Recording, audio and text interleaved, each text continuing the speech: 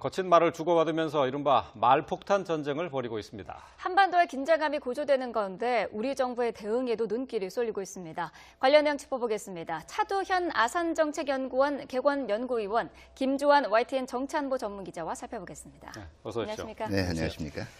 자, 먼저 방금 들어온 소식부터 좀 짚어보도록 하죠. 미국의 매티스 국방장관이 북한과의 전쟁은 재앙이다라고 했는데요. 또 그와 함께 외교적으로 해결해야 된다는 하는 얘기도 같이 했다고요.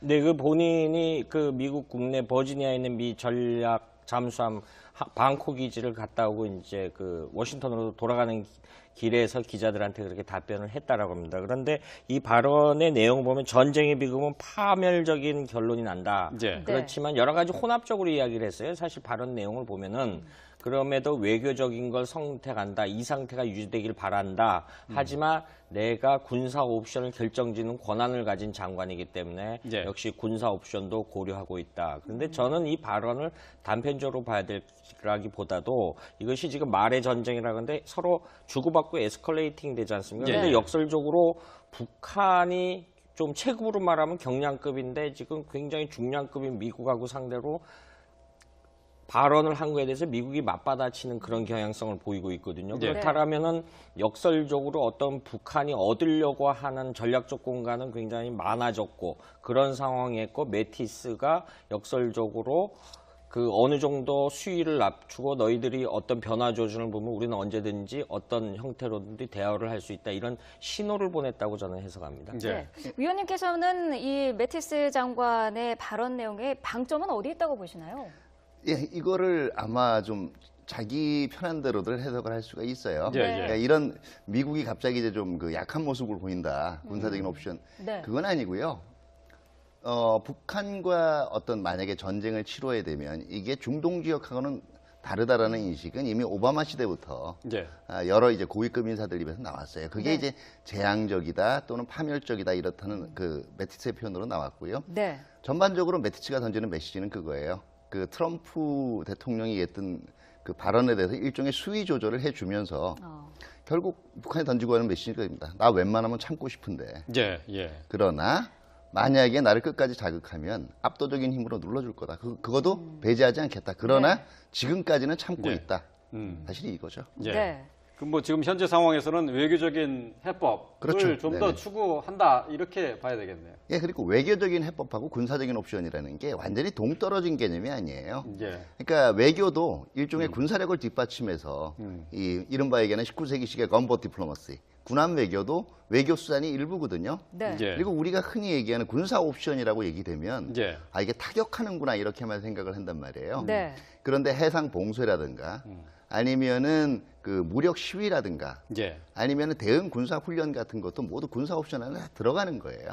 그렇군요. 예. 자, 트럼프 대통령의 그 발언의 수위도 한층 더 높아졌는데요. 화염과 분노라는 경고를 했는데 이게 충분하지 않았다라고 밝히면서 북한에 대해서 한 번도 보지 못한 그런 위험을 겪을 것이다라고 발언을 했죠. 그 화용과 분노를 발언하고 나니까 북한에서 탄도미사일로 괌을 포위 사격을 검토하겠다 이렇게 나왔어요. 그렇죠. 네. 트럼프 대통령으로서는 화가 나겠죠. 자존심도 상하고.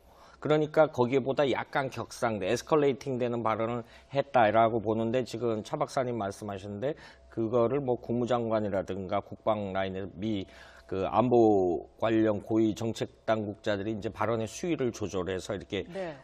혼재된 신호를 북한에 보내니까 북한에서 이 신호 중에로 어떤 거를 선택할지는 너희들의 몫이다라고 네. 이렇게 공을 북한에 넘겼다라고 봅니다. 아, 그렇군요. 네. 트럼프 대통령 같은 경우 이제 여태껏 겪어보지 못한 일을 겪게 할 것이다라는 말과 함께 선제 타격에 대해서는 글쎄 지금 뭐 구체적으로 얘기하지는 않겠다 이렇게 얘기를 했어요. 이렇게 지금 강경 발언은 계속 이어지고 있는데 여기에는 어떤 목표가 있는 건가요? 네, 첫 번째는 이제 트럼프 대통령의 그 어법에 주목을 해야 되는 게 네. 사실 그 트럼프 대통령 영어 처음 배우는 사람은 듣기가 굉장히 좋은 영어예요. 쉬운 단어를 쓰고 반복해서 예. 메시지를 전달합니다. 그러다 보니까 언어 자체가 확실하게 일반인들한테 와닿는 말인데 이게 강경 정책을 쓸 때는 이 말이 너무 와닿는 말이니까 생생한 거예요. 예. 그거의 일환이고요. 두 번째는 저는 이것도 나름대로 트럼프 대통령이 그동안 일반적인 기업 협상에서 그러니까 사업 간의 협상에서 하면서 때로는 상대방한테 이제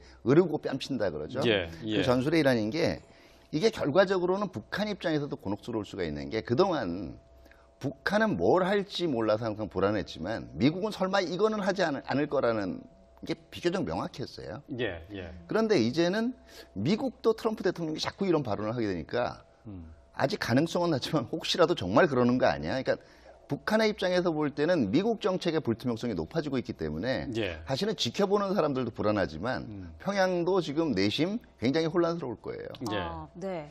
트럼프 대통령이 이번 강경 발언에 대해서 북한에서는 아직까지는 별다른 반응을 보이지 않고 있는데 어떤 식으로는 반응을 보이지 않을까요? 이게 밤에 그랬으니까 지금 검토를 하겠죠. 네. 여러 가지 발언 수를 검토를 하는데 이제 앞서 제가 이제 경향성이라는 표현을 썼는데 지금 괌 타격하겠다라고 처음 나온 것처럼 비춰지는데 관련 자료를 찾아보니까 2013년 3월 29일 날 밤에 이 군 관련 그 북한군 군 수뇌부들을 집무실에 소집을 해서 그때 뭐 어떻게 이야기를 했냐면 미 본토와 하와이, 괌을 비롯한 태평양 작전정부의 미제 군사기지들을 타격하겠다.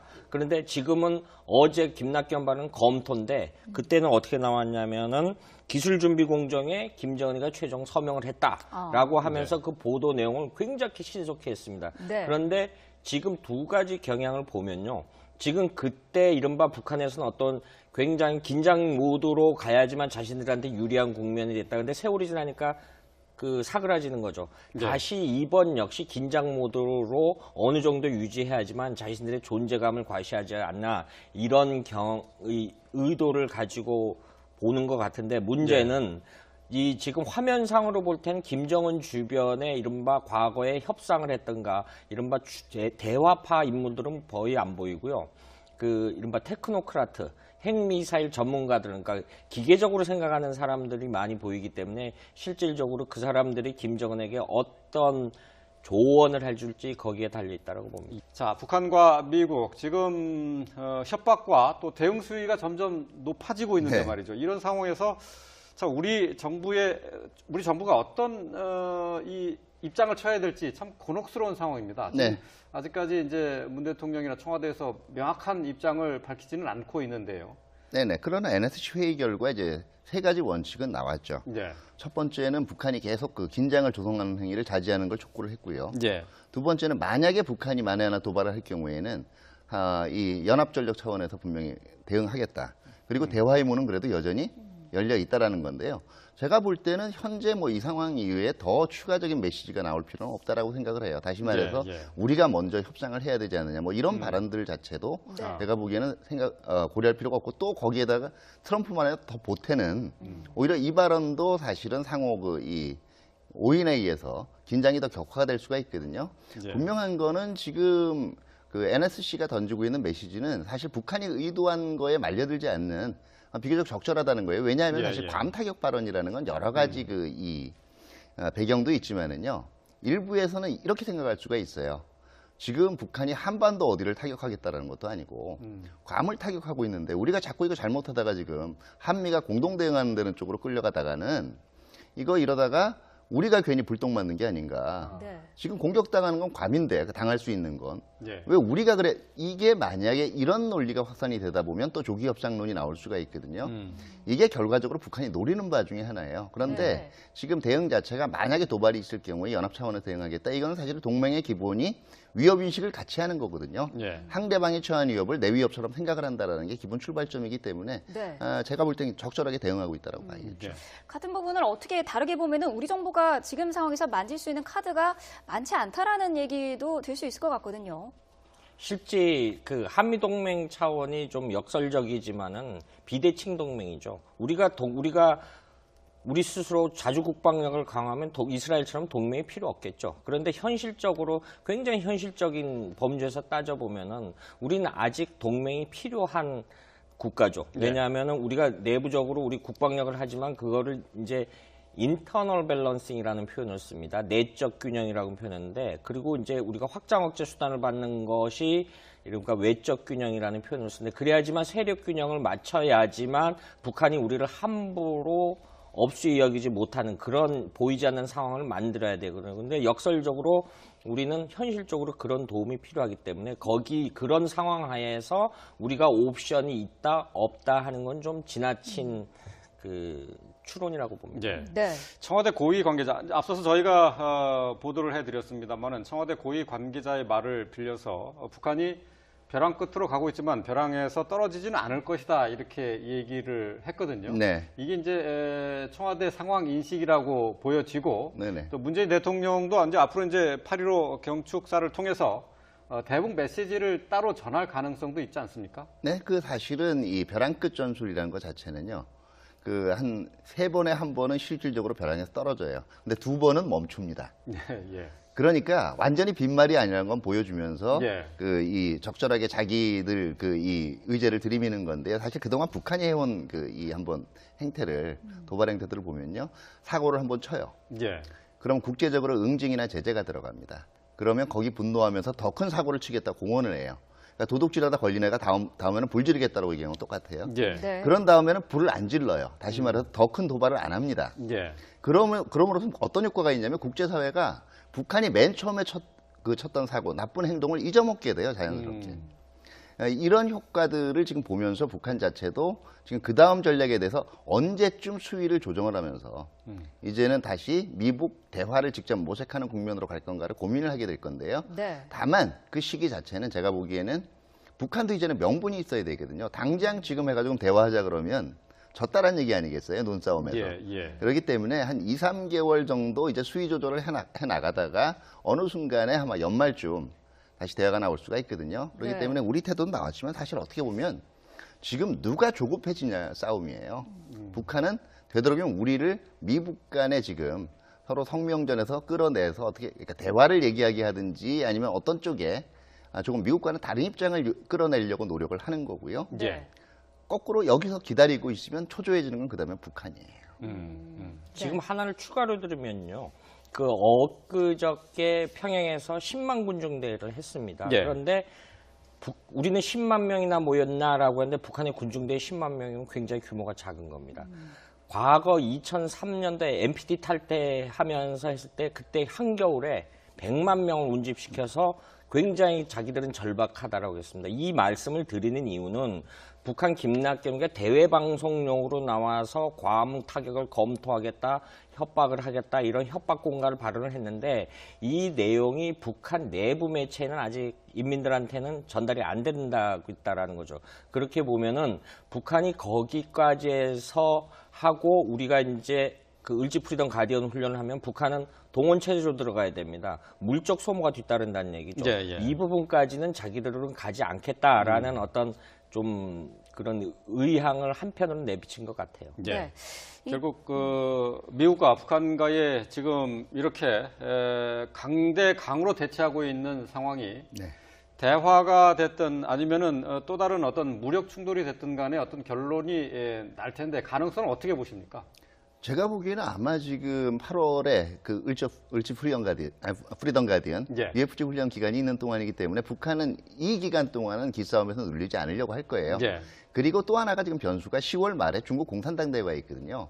예. 그러니까 중국이 지금 북한 문제에 그렇게 쉽게 개입할 수 있는 상황이 아니에요. 그러니까 10월까지는 아마 북한이 할 수 있는 걸 다 해볼 거고요. 예.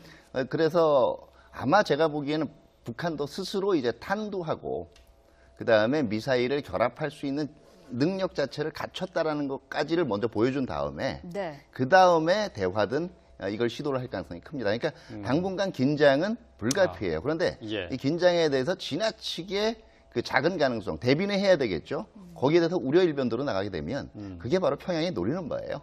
아, 그렇군요. 북한이 이 괌의 포위 사격 방안을 최종 완성하겠다라는 시기가 8월 중순이기 때문에 어떻게 보면은 이 부분을 봤을 때는 북한이 시간을 일단은 주겠으니까 대화의 장을 좀 만들어서 우리를 억지로라도 끌어내 달라라는 거를 좀 의도적으로 표현한 부분 아닐까 싶기도 한데요. 저도 그렇게 동감을 합니다. 왜냐하면 실제 미국이란 나라가 아무래도 영에 박히거나 북한의 주장대로 실제 탄도미사일을 거기 떨어뜨렸다면은 미국이란 나라가 가만히 있겠습니까? 쉽게 생각해서 미 서부 연안, 카리브해 연안의 외국 군함들이 근접했다는 영해가라도 근접했다는 거를 들어본 적이 없을 겁니다. 예. 미국은 완충작용에서 절대 괌 역시 미 본토기 때문에 그걸 용납을 안 할 겁니다. 네. 그런 상황. 그리고 또 하나 첨가해서 드리면요. 그 괌 노선이 우리 관광지입니다. 그 굉장히 많은 비행기들이 10,000m에서 15,000m 사이에 거의 1분 사이인데 탄도미사일이라는 것이 이렇게 내려오다가 하강하다가 쉽게 말해서 가설이지만 함정이나 해상의 이 선박이나 그 항공기의 여객기에 맞아서 어떤 네. 피해가 났다라고 하면 네. 미국이란 나라가 지금 말한 뭐 이게 전쟁 상황이 다르다 그래도 보복을 안 하겠습니까? 과거에 네. 푸에블로 8.18 도끼 만행 사건 9.11 테러 이후에 아프가니스탄, 이라크 침공 이런 역사적 사례를 봐도 그 부분에 대해서는 절대적으로 응징보복으로 나가기 때문에 북한 역시 그 이른바 그 단계의 레드존까지는 들어가지 않으려고 봅니다. 예. 네. 아마 지금 열흘 정도의 그것도 북한은 바랬을 건데요. 트럼프 대통령이 이미 대답을 했다라고 봐요. 왜냐하면 아까 이제 초두에 나온 것 중에서 발언 중에 하나가 지켜보겠다. 예, 자중하는 게 좋을 거다 이거거든요. 예, 그러니까 예. 우리가 먼저 손잡아 줄 생각 없으니까 그만 말썽 부리라는 얘기거든요. 네. 예. 그렇죠. 트럼프 대통령 매우 조심해야 될 것이다 이렇게 네. 얘기를 했고 북한은 화성 12형으로 괌에 대한 포위 사격을 준비하고 있다. 이렇게 서로 위협의 수위를 높여가고 있습니다. 한반도 상황 위기 상황이라고 하는데 진짜 위기인지 함께 짚어봤습니다. 차두현 아산정책연구원 개공연구위원 그리고 김주환 YTN 정치안보 전문 기자와 함께했습니다. 고맙습니다. 맞습니다. 감사합니다. 면은 기술 준비 공정에 김정은이가 최종 서명을 했다라고 하면서 그 보도 내용을 굉장히 신속했습니다. 네. 그런데 지금 두 가지 경향을 보면요.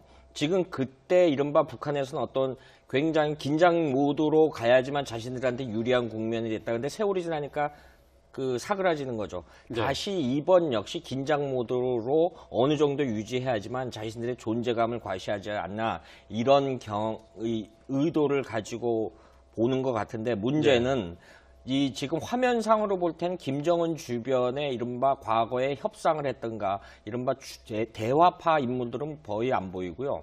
그 이른바 테크노크라트 핵미사일 전문가들, 그러니까 기계적으로 생각하는 사람들이 많이 보이기 때문에 실질적으로 그 사람들이 김정은에게 어떤 조언을 해줄지 거기에 달려있다고 봅니다. 자, 북한과 미국 지금 협박과 또 대응 수위가 점점 높아지고 있는데 네. 말이죠. 이런 상황에서 자, 우리 정부가 어떤 이 입장을 쳐야 될지 참 곤혹스러운 상황입니다. 지금 네. 아직까지 이제 문 대통령이나 청와대에서 명확한 입장을 밝히지는 않고 있는데요. 네네. 그러나 NSC 회의 결과 이제 세 가지 원칙은 나왔죠. 네. 첫 번째는 북한이 계속 그 긴장을 조성하는 행위를 자제하는 걸 촉구를 했고요. 예. 두 번째는 만약에 북한이 만에 하나 도발을 할 경우에는 이 연합전력 차원에서 분명히 대응하겠다. 그리고 대화의 문은 그래도 여전히 열려 있다라는 건데요. 제가 볼 때는 현재 뭐 이 상황 이후에 더 추가적인 메시지가 나면 군사 훈련 같은 것도 모두 군사 옵션 안에 다 들어가는 거예요.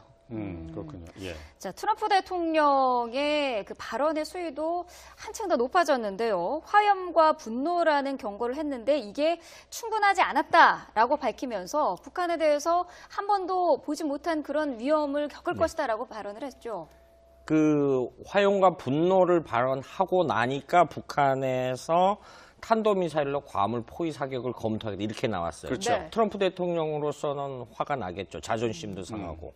그러니까 거기에보다 약간 격상돼 에스컬레이팅 되는 발언을 했다라고 보는데 지금 차 박사님 말씀하셨는데 그거를 뭐 국무장관이라든가 국방 라인에 그 안보 관련 고위 정책 당국자들이 이제 발언의 수위를 조절해서 이렇게 네. 혼재된 신호를 북한에 보내니까 북한에서 이 신호 중에서 어떤 거를 선택할지는 너희들의 몫이다라고 네. 그 공을 북한에 넘겼다라고 봅니다. 아, 그렇군요. 네. 트럼프 대통령 같은 경우 이제 여지껏 겪어보지 못한 일을 겪게 할 것이다라는 말과 함께 선제 타격에 대해서는 글쎄 지금 뭐 구체적으로 얘기하지는 않겠다 이렇게 얘기를 했어요. 이렇게 지금 강경 발언은 계속 이어지고 있는데 예. 여기에는 어떤 목표가 있는 건가요? 네, 첫 번째는 이제 트럼프 대통령의 그 어법에 주목을 해야 되는 게 네. 사실 그 트럼프 대통령 영어 처음 배우는 사람은 듣기가 굉장히 좋은 영어예요. 쉬운 단어를 쓰고 반복해서 예. 메시지를 전달합니다. 그러다 보니까 언어 자체가 확실하게 일반인들한테 와닿는 말인데 이게 거친 말을 주고받으면서 이른바 말폭탄 전쟁을 벌이고 있습니다. 한반도의 긴장감이 고조되는 가운데 우리 정부의 대응에도 눈길이 쏠리고 있습니다. 관련 내용 짚어보겠습니다. 차두현 아산정책연구원 개관연구위원, 김조한 YTN 정치안보 전문기자와 살펴보겠습니다. 네, 어서 오십시오. 안녕하십니까? 네, 안녕하십니까? 자, 먼저 방금 들어온 소식부터 좀 짚어보도록 하죠. 미국의 매티스 국방장관이 북한과의 전쟁은 재앙이다라고 했는데요. 또 그와 함께 외교적으로 해결해야 된다는 하는 얘기도 같이 했다고요. 네, 그 본인이 그 미국 국내 버지니아에 있는 미 전략 잠수함 방콕 기지를 갔다 오고 이제 그 워싱턴으로 돌아가는 길에서 기자들한테 그렇게 답변을 했다라고 합니다. 그런데 이 발언의 내용을 보면 전쟁의 비극은 파멸적인 결론이 난다. 네. 그렇지만 여러 가지 혼합적으로 이야기를 했어요. 사실 발언 내용을 보면은 그럼에도 외교적인 걸 선택한다. 이 상태가 유지되길 바란다. 하지만 내가 군사 옵션을 결정짓는 권한을 가진 장관이기 때문에 네. 역시 군사 옵션도 고려하고 있다. 그런데 저는 이 발언을 단편적으로 봐야 될라기보다도 이것이 지금 말의 전쟁이라는데 서로 주고받고 에스컬레이팅 되지 않습니까? 네. 그런데 역설적으로 북한이 좀 체급으로 말하면 경량급인데 지금 굉장히 중량급인 미국하고 상대로 발언을 한 거에 대해서 미국이 맞받아치는 그런 경향성을 보이고 있거든요. 네. 그렇다면은 역설적으로 어떤 북한이 얻으려고 하는 전략적 공간은 굉장히 많아졌고 그런 상황이었고 매티스가